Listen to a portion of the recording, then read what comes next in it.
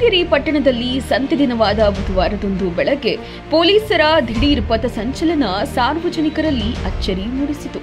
ಯಾವುದೇ ಚುನಾವಣೆಯಿಲ್ಲ, ಯಾವುದೇ ಗಲಭೆಗಳು ಆಗಿಲ್ಲ, ಕೋಮು ಸೌಹಾರ್ದತೆಗೆ ಧಕ್ಕೆಯಾಗುವಂತಹ ಯಾವುದೇ ಪ್ರಕರಣಗಳು ನಡೆಯದಿದ್ದರೂ ಕೂಡ ಡಿವೈಎಸ್ಪಿ ನೇತೃತ್ವದಲ್ಲಿ ನಡೆದ ಪಥಸಂಚಲನಕ್ಕೆ ಕಾರಣ ಇತ್ತೀಚೆಗೆ ಡಿವೈಎಸ್ಪಿ ಕಚೇರಿಯಲ್ಲಿ ಡಿವೈಎಸ್ಪಿ ನಡೆಸಿದ ರಾಸಲೀಲೆ ಪ್ರಕರಣ ರಾಜ್ಯಾದ್ಯಂತ ಸದ್ದು ಮಾಡಿದ್ದನ್ನ ಸಾರ್ವಜನಿಕರಲ್ಲಿ ಪೊಲೀಸರ ಮೇಲೆ ಉಂಟಾದ ಕೆಟ್ಟ ಅಭಿಪ್ರಾಯ ಹೋಗಲಾಡಿಸುವ ಸಲುವಾಗಿ ಮತ್ತು ಕಾನೂನು ಅರಿವು ಜಾಗೃತಿ ಜಾಥಾವನ್ನ ಹಮ್ಮಿಕೊಳ್ಳಲಾಗಿದೆ ಎಂದು ಪೊಲೀಸರು ತಿಳಿಸಿದ್ರು.